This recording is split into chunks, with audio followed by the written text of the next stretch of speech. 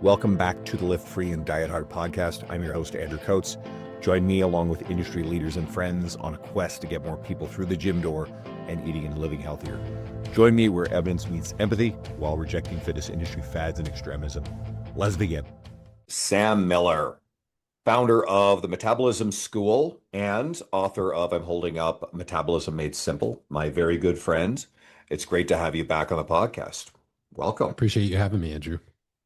Let's dive right in. So I've got a bunch of great quotes from your media, and we've got a couple cool topics planned here. So, quote, GLP-1 agonist medication use from compounds like Ozempic, Wegovy, Mounjaro skyrocketed over 300% since 2020. U.S. spending on GLP-1 is projected to surpass 100 billion annually by 2030. What does this all mean? Yeah, so GLP-1 medications obviously super popular from a weight loss perspective. Their original sort of research purpose is largely in a prediabetes setting or individuals who are severely insulin resistant, obese, have a number of different comorbidities, but because of their ability to help clients manage food noise or basically hunger and cravings, people have really flocked towards the medications just because it's made weight loss much easier. But that doesn't mean that it's not without consequence. So anything that is going to kind of hammer a certain signal in your body. So GLP-1 is acts as a peptide hormone, and it works as part of that satiety system that typically occurs in a post-meal setting. So normally, if myself or Andrew were to eat a meal and as we consume those calories, we have these nutrient sensing family of hormones, the incretin family. And so GLP-1s basically help as kind of part of that system, but it's really almost a super physiological hammer that we're hitting instead of just having our body's own GLP-1 production. And as part of that normal cascade post-meal, we have GLP-1, we have insulin, we have leptin, and all of these things work naturally to help us regulate our energy availability. So are we in a calorie surplus? Are we in a calorie deficit? And not just, on a meal by meal basis, but also daily and weekly energy expenditure. So super important hormones really play a role for anyone when it comes to weight maintenance, weight loss, and just your overall hunger and satiety signals. But the medications themselves, as they become more popular, more readily available, people are not only using them for their originally sort of intended purpose, they've been studied for more things, but the average fitness consumer, I think, has heard a lot of the hype about them. And so because of that, we're seeing additional spend, even from individuals who maybe aren't, 30, 40, 50, 60 or 100 pounds overweight. We may have, Sally at the gym down the street who wants to lose, that last 7 pounds and has maybe struggled to do that and keep that off. So we see GLP-1 medications becoming a lot more casual in nature, which I think has to do with the spend. And because 88% of Americans are metabolically unhealthy in the first place, there are people who qualify from a Western medicine perspective that are getting those scripted from their provider. So part of the spend is kind of coming from the traditional route. You go to a physician, you're having that scripted, in an actual medical office. We also have GLP-1s that are coming from telemedicine and telehealth, also through a physician, but in more of a digital context. These are getting scripted as part of subscription plans with different online clinics. And then we even have people using these peptide medications from like research chemical companies and kind of using, it's like an off-label use, but also obtaining them through these third parties that aren't necessarily, FDA approved compounding pharmacies or anything, FDA approved medications or compounding pharmacies. So typically your telehealth industry is going to use the compounding pharmacies, and then your doctor is typically scripting those FDA approved medications like your Ozempic or your Wegovy or Mounjaro. So because of that, we're seeing wide uptake in terms of use, a lot of social media content and even mainstream media magazine content about it. And then we have these celebrity endorsements that just continue to light a fire behind the actual medications themselves, just leading to this compounding uptake that we're seeing in our industry. And I think we're probably still have a ways to go before it burns off. If anything, right now, I think we're just getting out of that early adoption phase into more mainstream use. And that'll probably continue as these newer compounds like tirzepatide And even the triple G agonists, which are not yet FDA approved, which will likely launch in 2027. That's a product from Eli Lilly as well. So as these are coming to market, you basically have people who were early adopters who already use semaglutide or Ozempic. Then we had people who are now trying tirzepatide. And I think this will likely continue because each time a new medication comes out, you kind of have another wave of individuals who are hopping on and trying the compounds. This episode is brought to you by Macros First. I've always struggled with nutrition tracking apps, even the slightest hassle or friction, and it breaks my habit. That changed with Macros First. When I tried it, I told my friend, the founder, Jacob, quote, this is, well, let's just call it a certain other app on steroids. It's the easiest app to use, and it has a free barcode scanner, which if you use tracking apps, you know this is a really big deal. I recommend Macros First to all my clients and friends, and even had them sponsor my 2024 conference. Here's an example feature that I love. The verified food database. Remember using other apps and searching for a food only to find 10 to 50 similar options with different macros, not knowing which one to pick. This kind of friction is the shit that made me quit tracking altogether. Macros First, every single food item in the database, over 3 million of them, is human verified. No junk entries, so you can trust the numbers.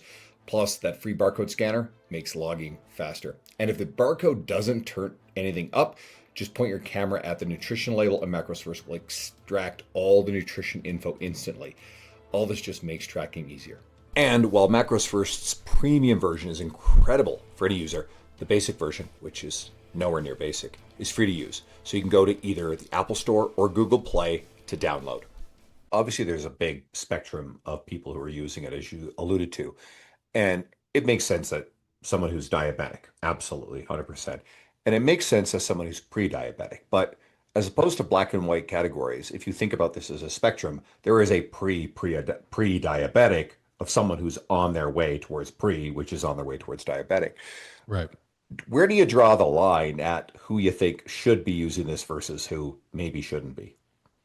Yeah, it's tough because so if we rewind in the history of GLP-1s, and I did mention that main category because it's probably what's most readily known by the average consumer, but they've been looked at for different neurological implications, cardiovascular events, potential to offset even things like stroke risk. So they have a lot of potential in different areas and even in terms of addiction because of their ability to impact dopamine pathways and things of that nature. So there's certainly strong compounds that could be multifaceted. As far as moving beyond the black and white categories of prediabetes based on lab markers, I think, like you said, it really is that gradient spectrum, almost like a dimmer dial instead of a light switch of right or wrong. I think it has more to do with our risk tolerance as individuals and how, maybe our comfort level with using these medications, as well as the maybe how liberal the prescribing physician is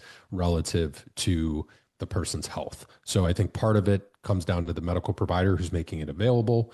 I think part of it's the financial incentives in the industry. So I think a lot of people are, there's a lot of things that are happening behind the scenes that are leading to the prevalence of the medication.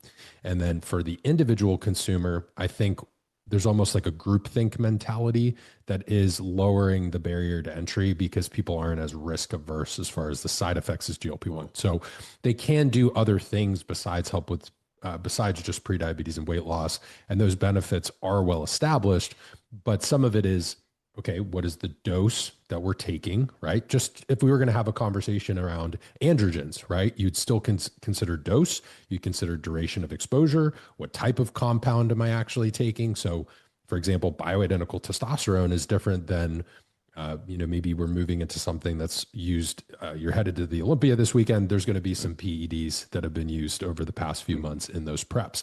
So someone's willingness to use those things, the dose and the duration, I think play into what someone's going to experience on those, because the real world data that we actually see shows that, yes, there's weight loss happening, but we do have the risk for muscle loss. We do have the risk for GI side effects, like gastroparesis, or even people who are struggling just from a basic level of constipation and motility.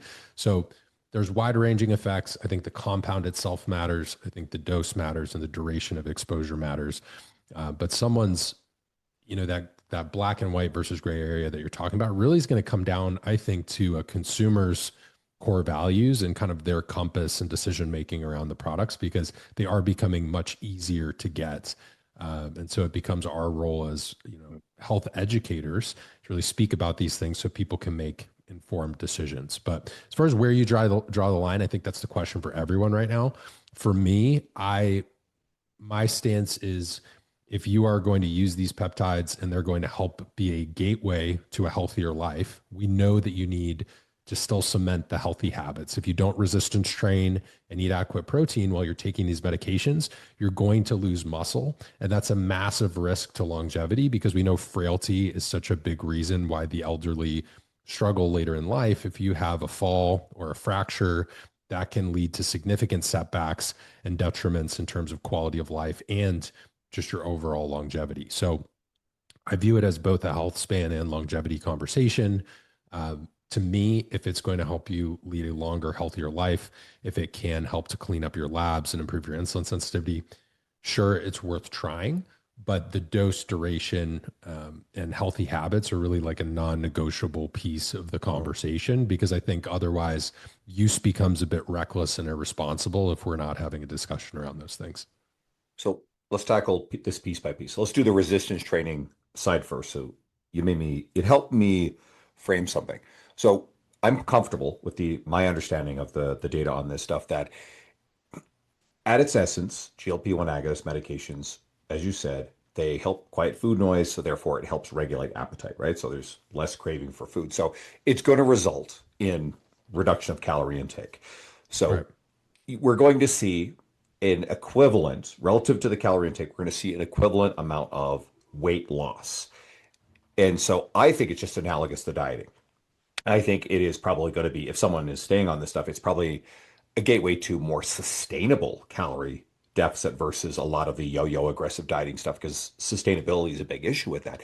So in a way, it actually presents a greater risk of muscle loss if someone's not resistance training. However, I do not believe there's any additional risk of losing muscle because of the drugs over and above calorie restriction and not resistance training. So the answer there is getting people resistance training. However, now you've made me think this, if we have an open portal to more people doing something that more effectively lets them restrict calories and lose weight, we actually now have a larger cohort of people who are at risk of muscle loss, because a lot of those people either have no skill or experience in resistance training or may simply not be willing to do so. So there's still a problem there. We know the answer, but it's like, how do we get people to now resistance training is the thing. There's some pretty good data on this. So there's two trials that looked at this. One is the step 1 trial, which was on semaglutide.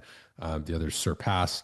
And then there's also, I'll rattle off just some quick data points for people who are curious about the evidence behind this. So even just the difference in compounds matters, not just resistance training. So like, for example, tirzepatide demonstrates superior lean mass preservation. So it's like, in some of these studies, we're seeing, so like in step 1, which is a semaglutide trial, 40% of the total weight loss that was lost was as lean mass. The total lean mass loss was 6.1 kilograms. Total weight reduction was 15.2 kilograms, and that was over a 68-week trial using 2.4 milligrams of semaglutide. In the Surpass trial, they used a dual agonist, which is both GLP and GIP. It was a 15 milligram dose of tirzepatide, ran for 40 weeks. The individuals lost 11 kilograms. That is total weight loss, not just fat loss. And then 2.8 kilograms of that was lean mass.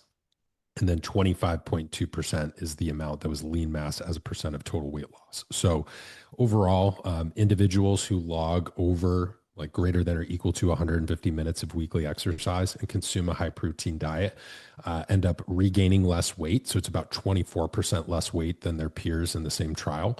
And tirzepatide users who basically engage in 3 to 4 days a week of exercise maintain significantly more weight loss post drug. So it's the maintenance and building of muscle, but it's also, preventing that dietary rebound that we see across our industry. Like even before GLP-1s were part of the conversation, we were aware of dietary rebound. We were aware of metabolic adaptation and all those things. Does it make it easier to get into calorie deficit? Yes.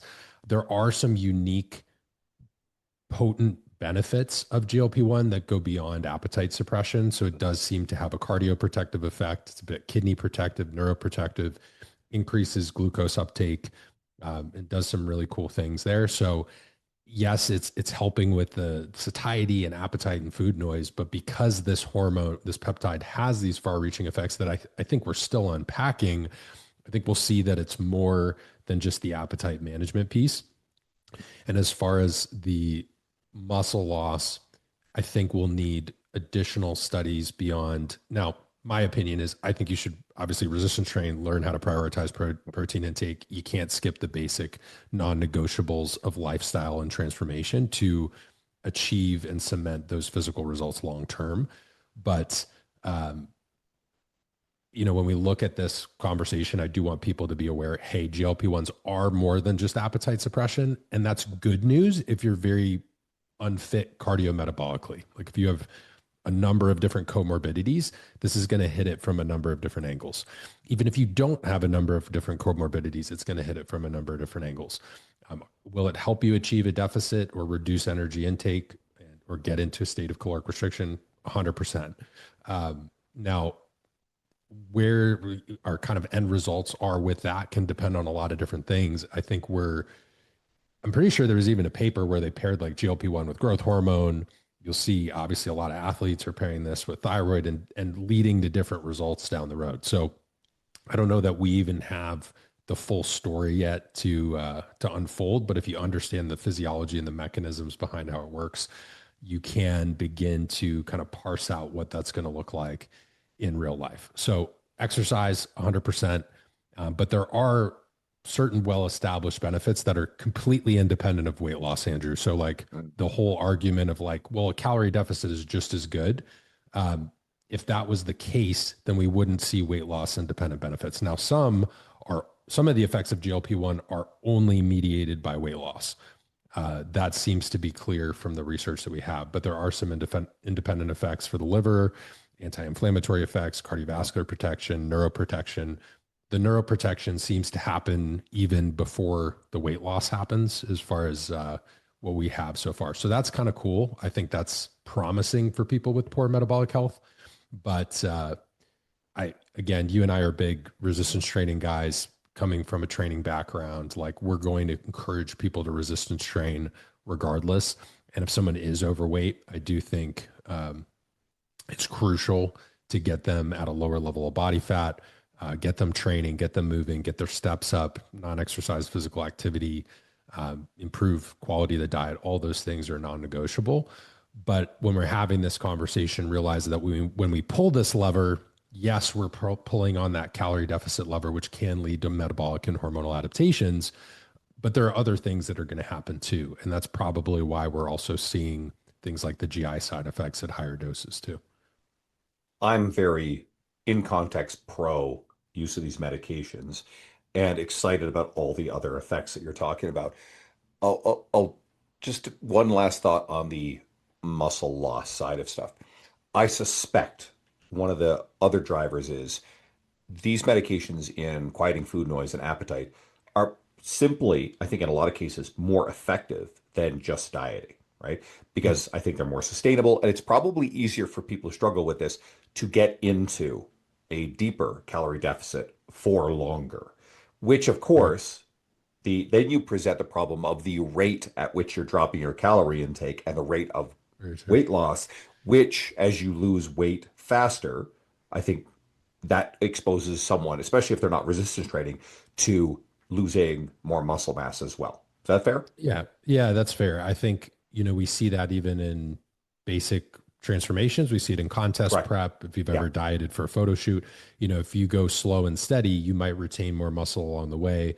And the rate of loss is an important piece of the conversation. And clients who can generally, maybe they're not super stoked about losing half a pound, but if they're doing that compounded over time, it produces pretty great results. So I would agree with the rate of loss and the depth at which, like anytime I look at someone who's been chronically dieting, I talk about the depth, duration, and frequency of the diet and how that plays into this calorie deficit conversation. So with depth, duration, and frequency, using that model, which is kind of my framework for evaluating someone's diet history, I think a GLP-1, I would agree, lets you get to a greater depth of deficit. I think duration, it makes it much more tolerable to stay in that deficit longer. And frequency, I think when people have this tool available, if it's been prescribed to them, they're probably more willing to be in a deficit more frequently, or simply from the fact that they're not doing the things that we see clients do, which is maybe, subconsciously, have a little food here, bites, licks, tastes, nibbles, things that add up over the course of the day. It does lead to a greater ability to engage in dieting more frequently without the diet fatigue that we see from restriction. Because just restriction in and of itself, if you've ever dieted for a long period of time as you're trying to get in shape or prepping, there's a fatigue that comes with it, not only from the low calorie state, but the constant, being like a miser of that energy and that food consumption over time, and constantly having to make the good choice. Now, eventually that becomes a bit more hardwired, but for clients early on, I do think that's super challenging, just the principle of dietary restraint in and of itself. And that's where maybe like flexible restraint and some of the research there comes in handy. So I would agree with you. Using that model, depth, duration, and frequency, is a GLP-1 going to help someone hit that? And will it contribute to some of the issues that we see in our industry around chronic dieting, which is already a problem, right? Especially for women who have maybe started dieting at a young age and now they're continuing. That's where I see this kind of playing out. Is I think they can be great in certain instances, but I also think it's a double-edged sword, because the same thing that makes them great for certain populations can inherently make them a risk for other people. So like the chronic dieting female who's already been calorically restricted, or she continuously tries to lose weight, maybe doing Orange Theory style workouts and HIIT versus spending a lot of time learning how to resistance train with progressive overload, spending a season at maintenance calories, or even reverse dieting. I think that's a big piece of this conversation too. So I think it'll make some folks healthier, and it has the ability to contribute to the industry. But I also think for some people with presenting challenges in past dietary history, who have really leaned more towards that chronic dieter, I think it's a slippery slope. So that's where having a great coach, having a good medical provider, having good people in your corner and getting the right education on these things is just so important to be able to, steer the right path for yourself. Well, you touched on something, and I'll point to a recent episode I had. Uh, Dr. Sue Kleiner, who's a PhD icon in nutrition, women's performance, and we have an entire episode on, largely women's performance nutrition, but in particular the risks of underfueling and the competing demands that women are usually, on average, more susceptible to than men, to both want to perform, but also pressure to be lean, aesthetic, you name it, whatever, right? Sometimes that pressure is internal, external, whatever. But that's a great episode on that topic. And GLP-1 agonist medication simply opens a gateway to more people to actually put themselves into a chronic state where they're underfueling for performance, which now you have an issue, especially if, and again, I also talked about this recently with Abby Langer, who's a great authority on nutrition. And we talked a little bit about Serena Williams, a famous athlete, Yes. one of the possibly the most famous female athlete in the history of all sport, who has been using it. And there's a lot of complex stuff about other people having judgments about her choices, which I have, I don't think anybody has any business to comment on that. But there is, of course, the risk of, athletes turning around and going, okay, well, I could use this to look a certain way, but then there's a potentially great cost to their performance. So I think this stuff is nuanced, and it's specific to each person's situation.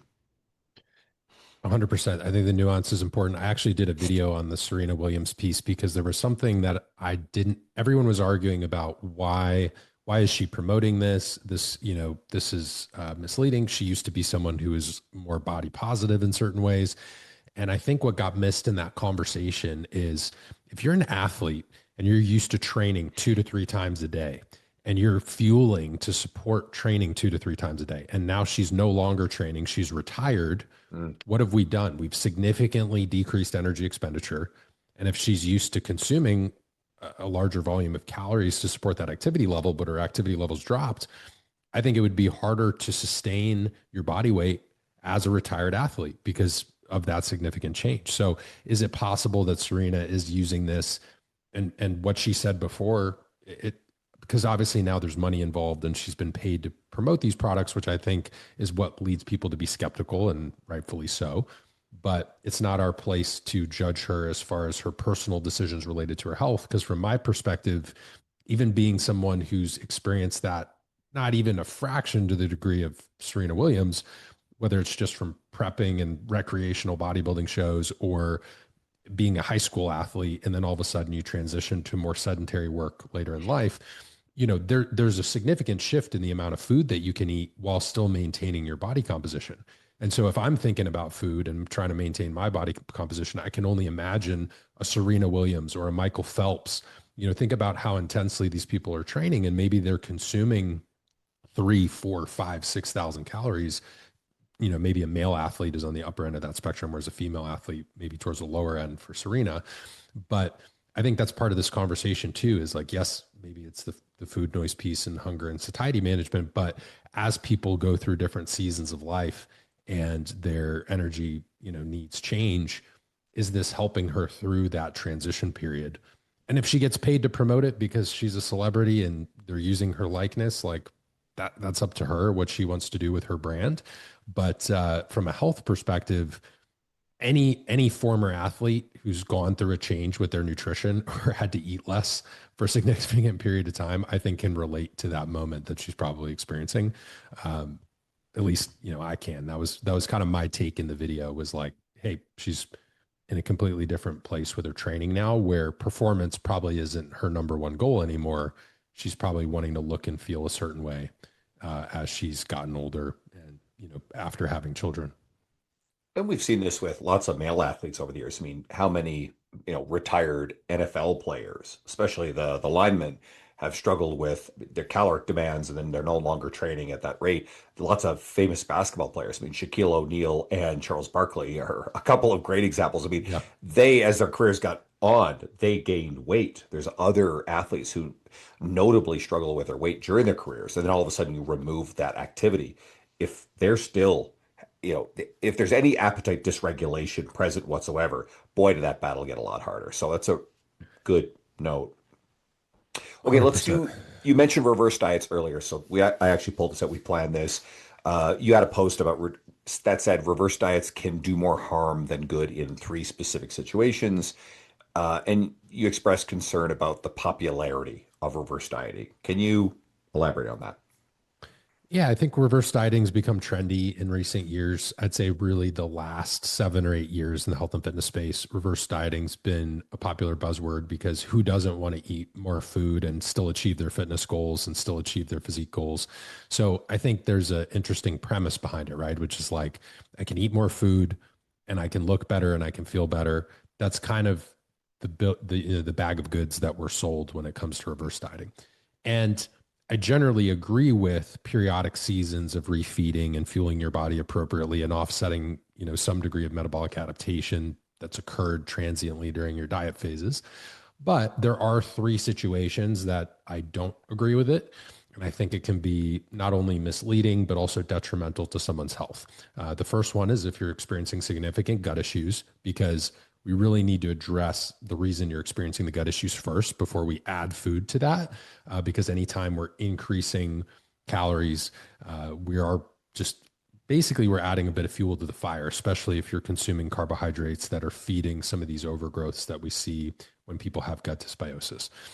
The second piece would be anyone who's insulin resistant, or especially if they're overweight to a point where not only do we have a substantial amount of body fat stored on the person's frame, but we may suspect any type of tracking errors or inaccuracies. I think it's irresponsible to jump aggressively into a reverse. That doesn't mean that the person hasn't been chronically dieting. Now, don't get me wrong. You're going to have a client, or you may encounter someone, in life where the person still has some body fat to lose. They have been dieting pretty significantly. Some metabolic adaptation has taken place, but they're still their profile from like a metabolic perspective, they're still fairly insulin resistant. They still have a long ways to go. For that person, you do want to be wary of jumping into a reverse too aggressively, too quickly. And then the third reason is just like people who do a reverse because they're not really sure what else to do. So it's like by process of elimination, they're just like, well, I'm going to reverse diet, or because it's trendy, I'm going to hop on a reverse. And I think you can be in favor of reverse dieting. I think you can think it's a good thing. Some people, I think, are maybe more proponents of like a recovery diet for physique athletes, where maybe we're ramping those calories a bit faster. But for a general population client, reverse diet, if that helps them get back to maintenance, I'm okay with that.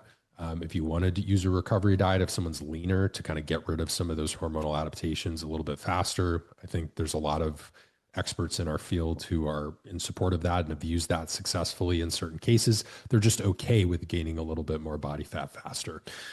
So really what we want to watch for is like, if you have a client with significant bloating or irregular bowel movements, or someone, or if you're in your own health journey yourself and you're seeing all this buzz about reverse dieting, just be careful with pushing that food higher very quickly. Take your time with it if you do think you need a reverse, or maybe pause for a few weeks. Let's see if we can improve your digestion first, get absorption in a good place, and then ramp the calories after we've addressed the gut issues. That can be a really big lever that we can use, and it'll improve your results from the reverse. Same thing goes with improving your insulin sensitivity.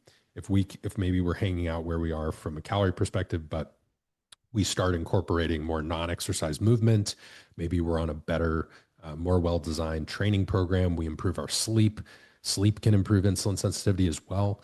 So these little changes, then when you do go to do the reverse diet, you just get more bang for your buck out of the caloric increase, because when we do increase calories, ideally, we'd like to be putting that towards muscle rather than just increasing our calories and making it harder for our next diet phase because we're storing more body fat. That's, I think, the biggest thing I want people to watch out for. And when you're rushing to reverse, that's really where we see that problem. And I think that's just because it's been trendy. So those are my kind of 3 pet peeves around reverse dieting. But otherwise, I think it's a tool that can be used for a lot of clients, especially if someone is lean, insulin sensitive, has been dieting for a substantial period of time, and kind of running through again that depth, duration, and frequency of dieting. If someone's been in a pretty deep deficit, they've done it for a significant period of time, or they've dieted frequently within the last year, they might actually be a good candidate for a reverse diet, so long as we check things like those gut issues and things like that first, and then we can ramp the food from there. I like to break reverse dieting into 2 important component or sides to it. And if I'm not mistaken, you are almost overwhelmingly referring to the being more or less in a maintenance, but then increasing calories above maintenance for virtually everything you described, because that's half of it. In the bodybuilding competition side of stuff, the origins of the reverse diet was largely reversing people out of a deficit more gradually. Now, I want to explain something I think created the illusion of why reverse dieting was so popular in that context. The traditional model was coach works with athlete, they give them their competition diet, they get them on stage, and then coach's job is done at that point. What do traditionally most of these physique athletes, outside of maybe some of the pro ones and even some of the pros, they then engage in a free-for-all. They literally plan a socially acceptable binge day, sometimes in the 10,000 calorie range. And we used to believe that post competition diet was the most anabolic time. So you'd shove calories in, get into a surplus fast. But disproportionately, people were gaining a lot of body fat in that. And it was and the size gain, the weight regain from the diet was masking just how much body fat they were gaining. So I personally think it is fucking ludicrous to actually extend the stress, the time duration that someone's body is under the extreme stress of a diet. So I don't like the idea of slowly reversing them out after a competition or regular diet. I would actually rather bring them right back up to maintenance. Now you have to recalculate where maintenance is because you have lost body mass, right?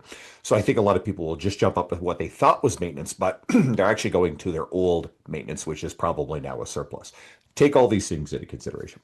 I would dramatically prefer getting someone back to maintenance quickly so you're taking them out of this stressful state, get them at maintenance. And then we can go to everything that you were talking about, which is the gradual increase of calories. Now, I'd love for you to explain a couple of these things, but I think there's a few phenomenon that work in there. Part of that increase in calories, if you do it slowly, is the thermic effect of more food. Part of it is the increase in NEAT, non-exercise activity thermogenesis, because if you give people more calories, they're simply more active. The reverse is true when you diet them, okay? And then you also mentioned how we're resistance training with the goal of putting on muscle mass. I'm of the opinion, and you can correct me if I'm wrong, that those three things will explain almost all of the actual increase of, ability for someone to increase their calorie intake and stay lean. We're going to see differences probably genetically in terms of how much people increase their NEAT. I think that's a big thing. Thermic effect of food is going to be constant with people, and then it's whether or not someone's resistance training. So, would you like to add any more layers to that? There does appear to be a little bit of a difference. So this is an area that'll unfold, I think, probably over the next 10 years or so. But even in terms of our gut microbiota and the calorie harvest from those foods. So in that context of adding more healthy individuals with gut microbiome signatures, now everyone kind of has a different profile. It's not like quite as straightforward as other areas of health and fitness. But I do think depending on someone's levels of insulin sensitivity, kind of their metabolic status quo, body fat levels, how many times have you dieted previously? How long have you been maintaining this level of lean mass? Someone who's also done all of those things, what have they done throughout that entire process when they've been driving home that stimulus? They've also been building this bank of habits of like the ability to adhere to these things very well because they built the skill of not only dieting, they built the skill of a reverse or recovery phase or going back to maintenance without completely overeating and blowing that out the water in the other direction. So I do think there's a lot of factors at play. I would say the results that we're seeing from when people hyper respond to reverse, I think part of it could be your existing insulin sensitivity.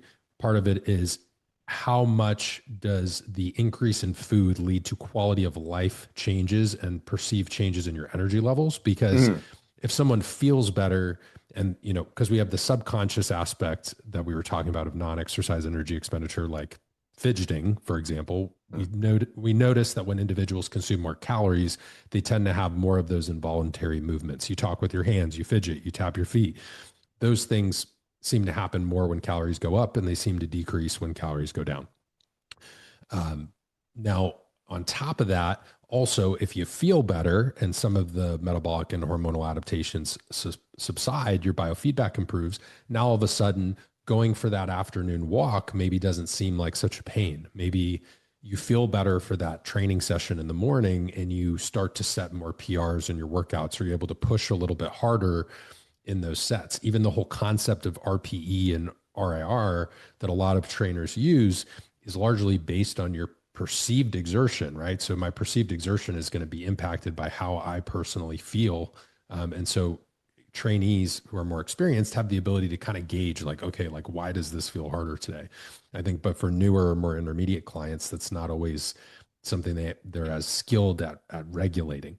So that takes time overall.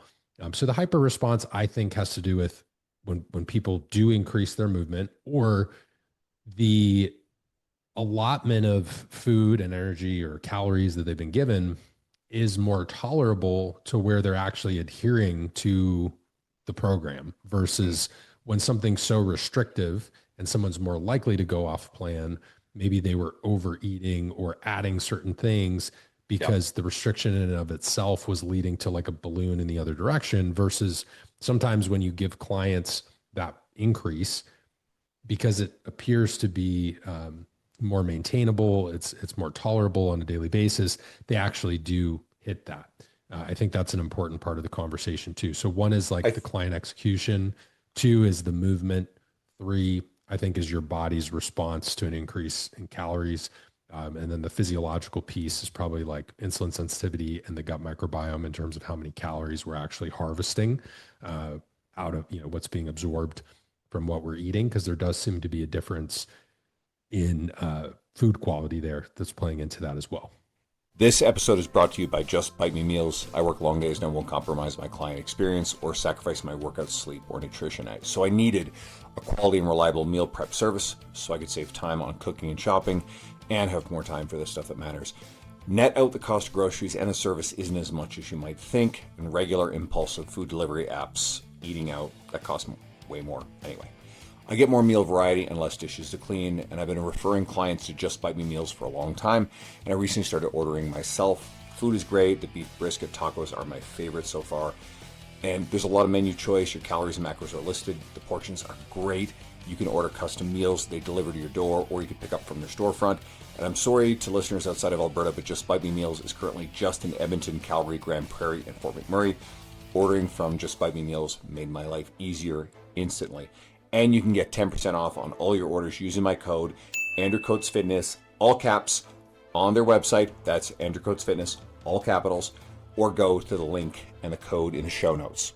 You nailed it. And that's the part I left out is, and I think with the competitors, the idea of the reverse ultimately was preventing them from dramatically spilling over where they were gaining a lot more body fat. So I think in that case of the reversing out of the deficit, I think it was a false attribution that the slower rate was somehow keeping people lean. I think it was just a boundary where people were tracking the number of calories coming in, so they weren't actually quickly overshooting into a surplus that was ultimately causing them to gain body fat. I really do think that's the essence of at least the deficit reverse side of stuff. And I think you just carry that into the surplus with time.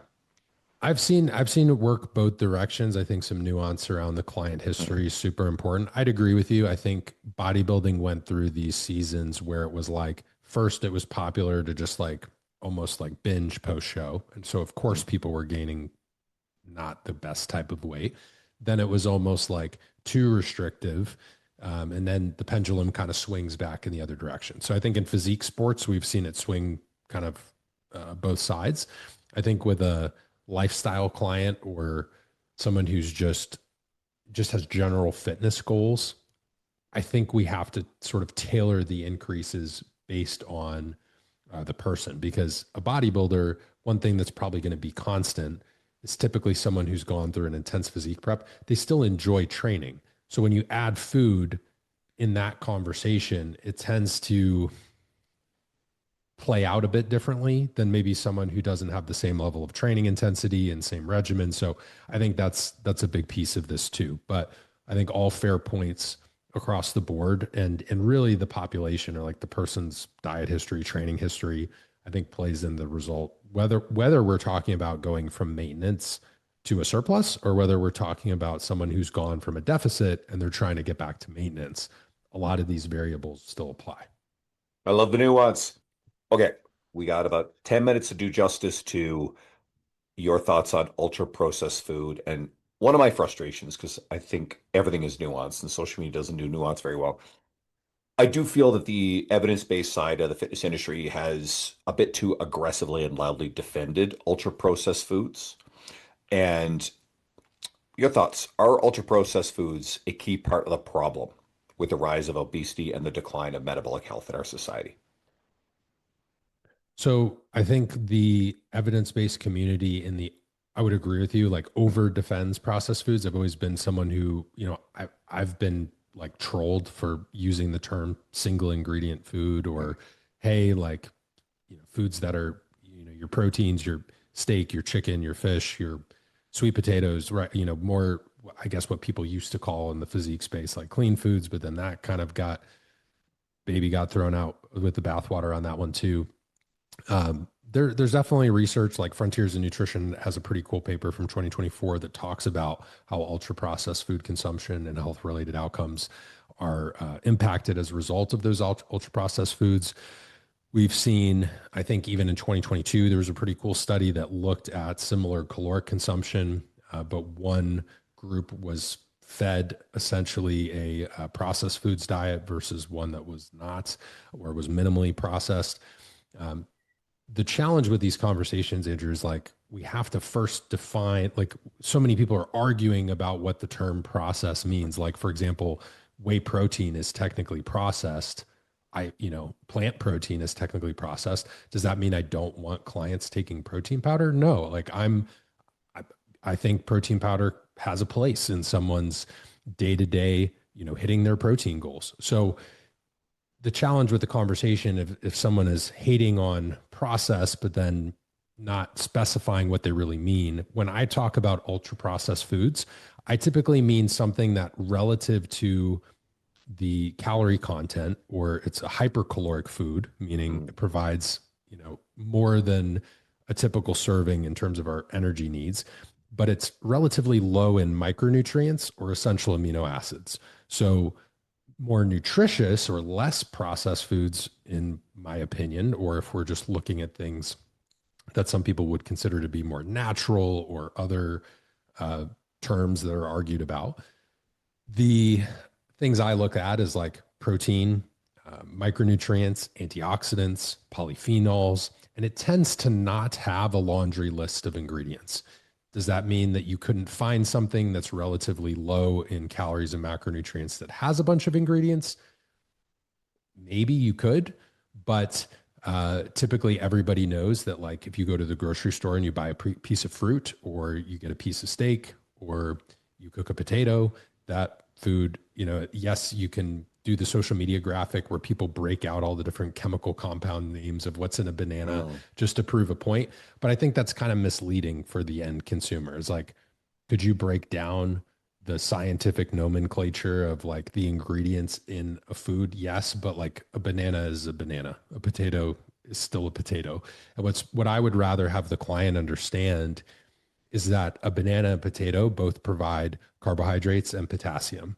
An avocado is a fat source, largely monounsaturated fat, also provides, a number of different micronutrients.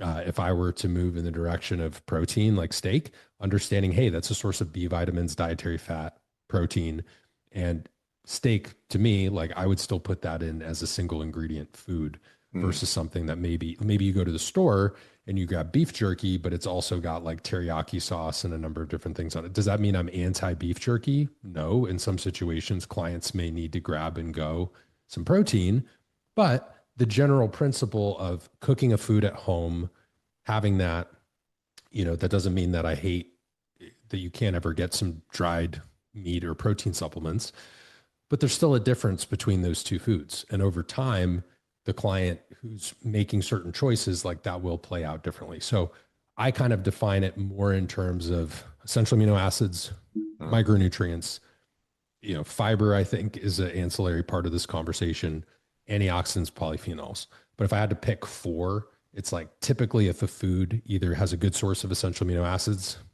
good in terms of micronutrient status, antioxidants, polyphenols, those things, the more it has in those either direction, it tends to be a food that's more nutritious for us overall. And typically ultra processed foods, unless they're fortified with those things after the fact, after production, they typically don't provide a great amount of those things.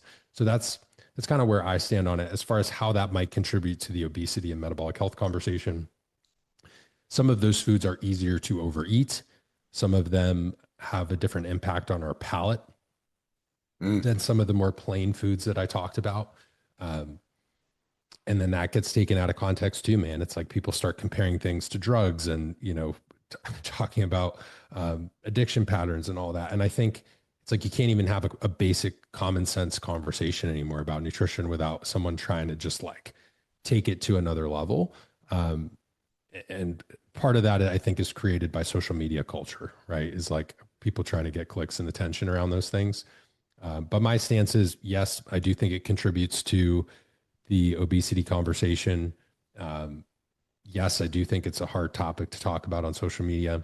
And my gauge, or how I would teach a client, is like food, any food is prepackaged instructions for your metabolism.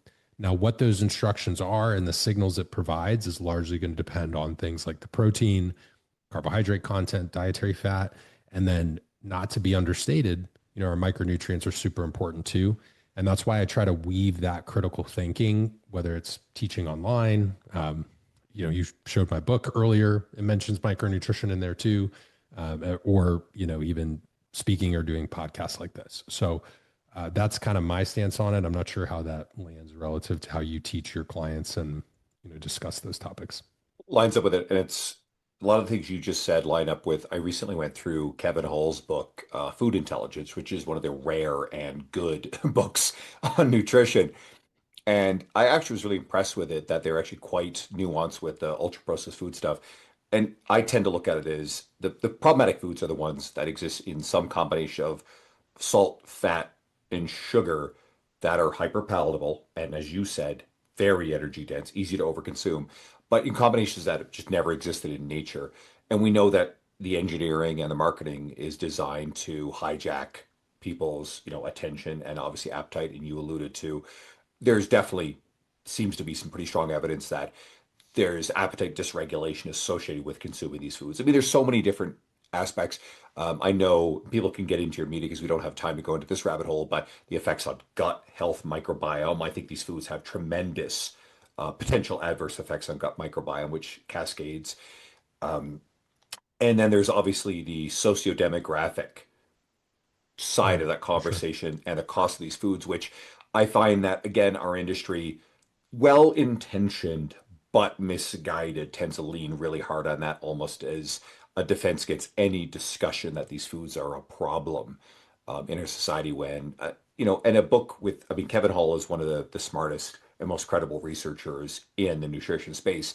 And that book pretty much comes down pretty hard on the ultra processed foods that we're talking about specifically. The book tends to advocate more for a societal top-down regulation, which I actually agree with. There's some great nuance in there, but there's also some advocacy for what the individual can do on their own. So that's why I bring you on here, is for people to dive into your media so that way they can get into these topics that you do a really great job with.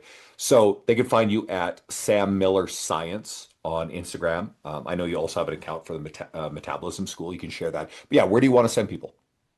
For sure. So if you're someone who's just in your own health and fitness journey and you want a simple breakdown of these topics, like we discussed today, whether it's micronutrients, ultra processed foods, et cetera, Metabolism Made Simple is a great resource for that. That's my book. I post regularly on my account, which is at Sam Miller Science. And if you're a health and fitness coach, at Metabolism School is a great resource for you. We post a lot of free content there as well. Similar to Andrew, I do have some long form content that I would encourage you guys to check out for more nuance and all things kind of exploring some of this research, unpacking that, and then also going into some client stuff as well. So if you're a health and fitness professional, you can learn more at metabolismschool.com. If you're in your own health journey, I would definitely say just start with the free resources. But if you're compelled to learn more, the book is very affordable and a great way to go a little bit more in depth. Amazing. Thank you. Love these nuance dives into these things because I mean, GLP-1 agonist medication, that's probably the top topic right now on people's minds. And then obviously reverse dieting, a great treatment. So guys, go follow Sam. Thank you again for tuning in. I appreciate you all, Sam. Always a pleasure. Can't wait to see you at the next event we're both at. Take care. Thanks, Andrew.